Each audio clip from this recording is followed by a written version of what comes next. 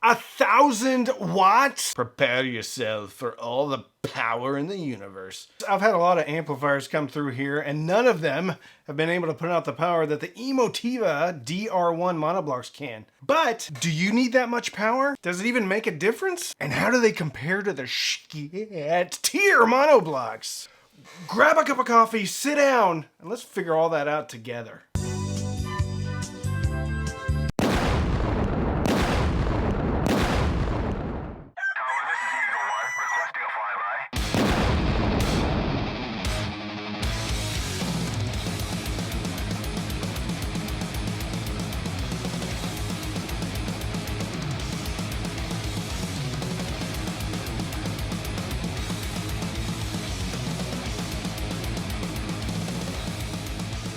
I have talked a lot on this channel about how much power do we actually need when we're listening to speakers. My argument was if you have 50 watts of clean, legitimate power at less than 1% total harmonic distortion, it should drive most things in most cases. However, I'm starting to become a bit of a headroom snob. I kind of like more power.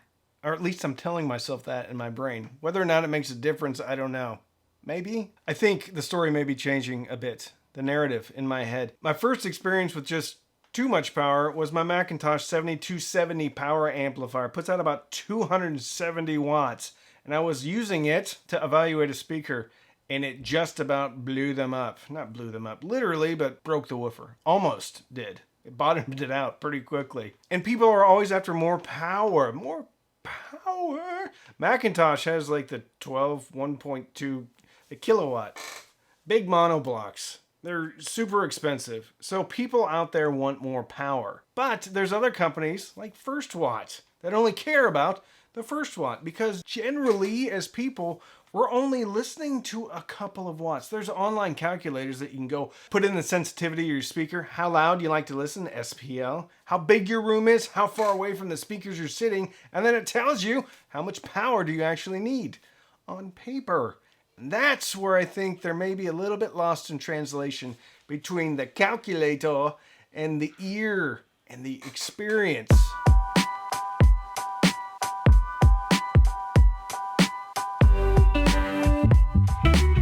DR1 Monoblock amplifiers from Emotiva come in at $1,500 a piece.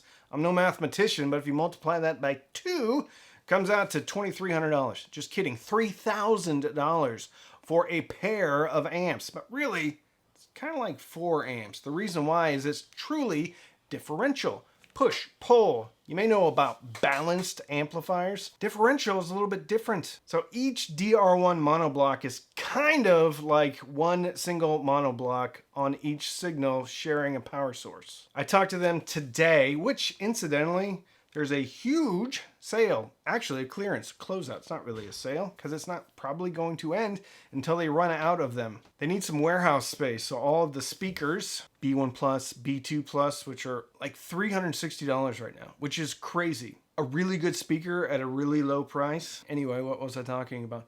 Oh, the DR1. So basically you have an amp, kind of like a mono module on the positive and the negative side. So basically you have 2 mono modules working in conjunction with one another. I don't know if that makes sense. Put it in the comments if you do. You can probably explain it a lot better than I can. The power ratings for this beast, 1,000 watts into 4 ohms. 600 and I think 70, maybe 650 into 8 ohms. Both at less than 0.1% THD, which is good. I wonder what these things are making at 1% or 10% total harmonic distortion. I'm comparing these to the Schiit tier monoblocks, which 2 of those stacked on top of each other takes up about the same space as one of the Emotiva monoblocks. They need to be big though, because they have a big power supply and stuff. They are 17 inches wide, 8 inches high with the feet. You can take off the feet, gain an inch. Leave the feet on though, it's 8 inches. And a whopping 19 inches deep. And if anybody's purchased a new console, TV console lately, you know that they don't make them actually deep enough for actual stereo components. Anyway, I was able to squeeze these on top of my console, but I think it's warping a little bit because now I have a whole stack of Emotiva stuff and a pair of Schiit tiers on there. There's probably about 200 pounds worth of stuff up there.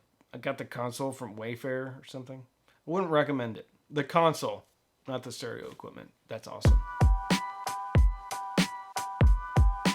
On the back, it's pretty straightforward. You either have an RCA input or you have an XLR input, and you have a toggle switch, either RCA or XLR. Whatever input you're using, point the toggle at that input. Then you have a trigger input output, I think. Then a master kill switch on the back of there. I had these hooked up to the RMC1L, which is a surround processor. It is expensive. This was the most expensive setup I've ever had running at one time. I also had the ERC4, which is a differential CD player made by Emotiva as well. So I went CD player, differential, to the input on the surround processor, differential out to the monoblocks. Differential basically means it's truly balanced in all the signal paths. So the circuitry is always separate. Some balanced inputs just go down to basically a single-ended circuit. All Emotiva stuff that's labeled differential means that it is truly balanced in the circuitry. So if I was going to do this, I was going to do it right. Then I hooked up the ELAC Unify reference speaker. It is the hardest speaker I have as far as sensitivity goes. It goes down to 85 dB. I do have the Mica RB42s, which are 83 dB, but they're a little speaker. I wanted something big, so it's a three-way, 6.5-inch woofer, concentric mid-range, and tweeta. It's a good speaker. It's a $1,200 speaker. I don't have a lot of expensive speakers here. Hard to drive, somewhat higher end for me. That's all great and everything, but how does it sound? I've been doing this for a few years, listening to a lot of amplifiers, and sometimes the question of how it sounds is the wrong question. I think the better question in this situation is, how does it make you feel? Physically, not emotionally. Actually, how does it make you feel physically? The first thing about the DR1 Monoblocks from Emotiva is the amount of effortless, huge, gripping you by the shoulders bass. The ELAC Unify reference has always been a good speaker when it comes to bass. I had yet to hear it at its potential until I put it on the old Emos, DR1s. I know it's cliche to say I had to check to see if there's a subwoofer on, but I had to check to see if a subwoofer was on. The good news was I had been moving things in and out so much I hadn't even connected the subwoofers, so there was absolutely no way that the subwoofers were on. I think it's a testament to that speaker, but it's a testament to having the right amp on the speaker, just how visceral the bass felt. And it was clean bass. It wasn't just sloppy all over the place. I think I understand not only higher power, but the differential portion of it, especially when it comes to the bottom end.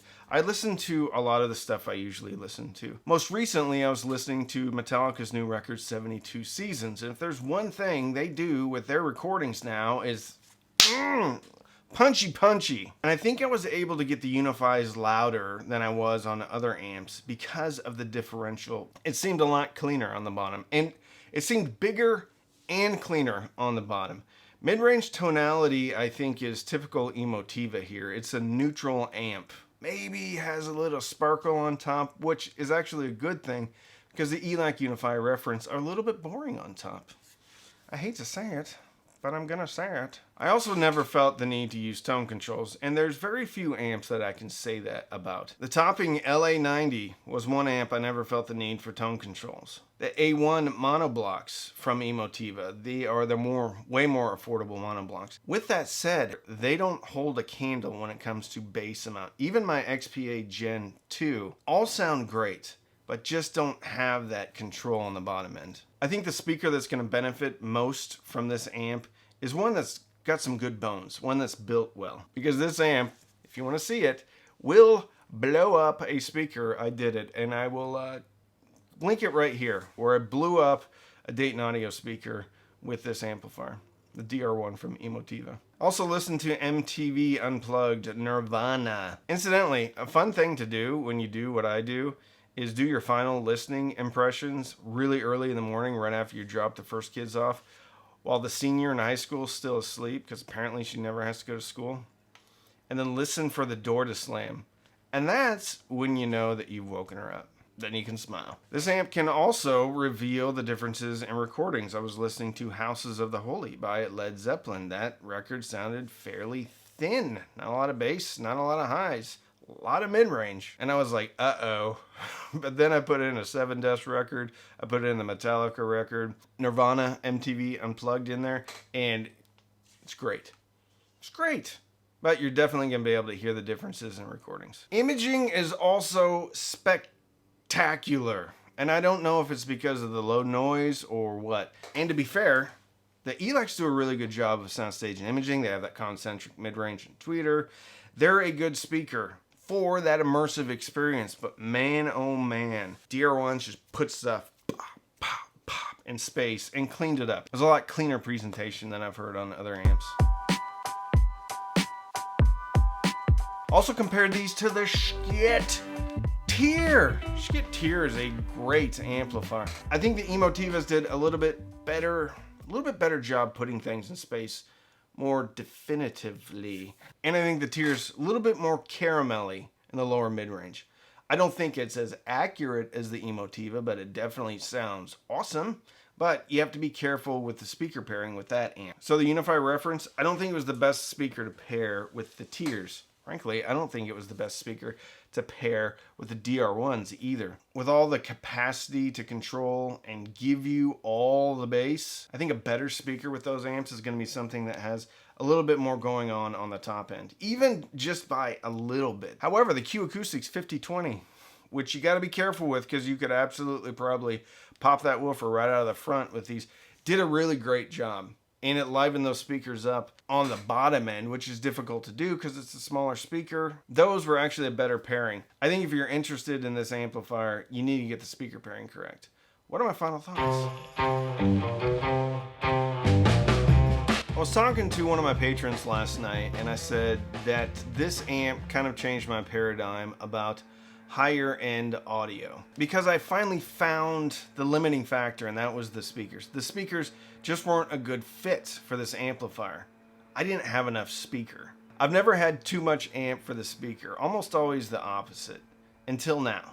This is a V12 that deserves a sports car built around it. And even the $1,200 Unify Reference, I don't think are gonna cut it. I wish I had the SVS Ultra towers, or even the Prime towers here. I wish I had a pair of the T3 Plus from Emotiva here. I wish I had a big speaker. Why would you spend $3,000 on a pair of monoblock amplifiers, differential monoblock amplifiers, and put them on a $500 or $600 speaker? There's nothing wrong with $500 or $600 speakers. That's where I live. I don't even have really nice speakers or really expensive speakers. I have nice speakers. This is an end game amplifier.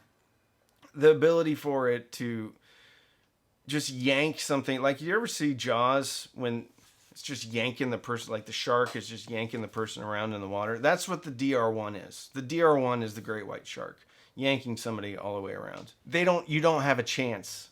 The speaker doesn't have a chance unless it's a real big beefy speaker. Battleship speaker.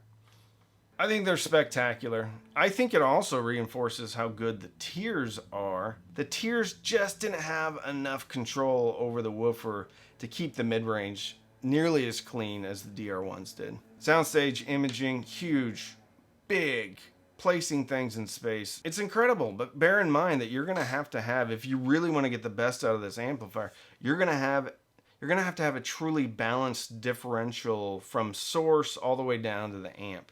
And that can get expensive. If you have the budget and you have the space, because these things take up a lot of real estate, I don't think you can do better at $3,000. If you think there's an option that can put out this much power, please put it down in the comments. I'm so glad that Emotiva sent these in because this is a product that I never would have asked for. And it's opened a doorway into higher end audio. I mean, these are expensive. They're $1,500 a piece, but you can compare them even to like the Macintosh monoblocks, which I know I might get some hate by saying that. And they're steel compared to the Mac monoblocks. Amazing amplifiers. But since it's a V12, it's going to require a very careful selection of components that go around it. Amazing. Amazing. So if you want to support the channel, you can sign up for Patreon, patreon.com/cheapaudioman. Every Sunday night we have Patreon-only Zooms, Patreon-only Discord, Patreon-only Facebook. You can use the links in the description to buy stuff. Those are affiliate links, which means if you click and you buy, I do get a commission, but it doesn't cost you any more, so it's a great way to support the channel. You can also buy me a cup of coffee. Down at the bottom of the video, next to the share button, there's the thanks button. You can give me a couple of bucks, buy me a cup of coffee. Don't feel compelled to buy me anything, though. You can also sign up for Amazon Music, Tidal, or Rune. Links in the description. Click sign up. They have a trial, but even if you quit, I still get a couple of dollars. So don't binge watch anything on Netflix or Hulu. Prepare yourself for all the power in the universe. Maybe get yourself a pair of DR1s and fill your soul with happiness. And with that, I'm Randy. I'm the Cheap Audio Man.